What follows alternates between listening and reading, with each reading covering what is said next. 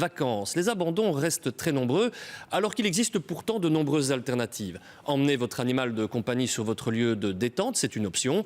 Les refuges ou autres pensions en sont une autre. Marine Guyet. En l'absence de leur maître, Nina, Gilmore, Ginger et tous les autres, cela coule douce chez Carole. Cela fait 2 ans qu'elle tient cette pension pour chats, un petit paradis pour les félins. C'est très important pour les propriétaires de savoir qu'il y a quelqu'un qui est là régulièrement avec leur chat et qui s'en occupe, qui donne à manger, mais aussi et surtout qui donne des câlins, qui s'assure qu'il est en bonne santé. Je pense que de plus en plus, l'animal fait partie de la famille. À tel point que certains consacrent un budget vacances pour faire garder leurs protégés.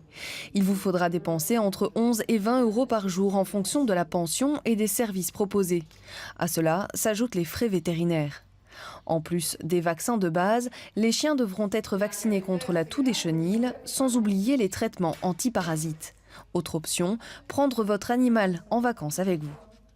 Pour pouvoir quitter la Belgique, effectivement, légalement, il faut que l'animal soit vacciné contre la rage. Il faut bien évidemment qu'il soit identifié, donc avec l'aide d'une puce électronique qui sera associée à un passeport européen en plus. Comme chaque année à la même période, les refuges affichent complet. À côté des saisies sur décision de justice, certains de ces enclos sont occupés par des chiens de touristes étrangers non pucés et qui se sont égarés. Mais la majorité d'entre eux a été abandonnée par leur maître, très souvent avant un départ en vacances. Ici, nous, par exemple, nous demandons 70 euros pour un abandon. Et donc, il suffit de prendre les frais de 5 jours de pension et le montant de l'abandon revient moins cher. C'est quelque chose qui arrive régulièrement ? Oui, tout à fait.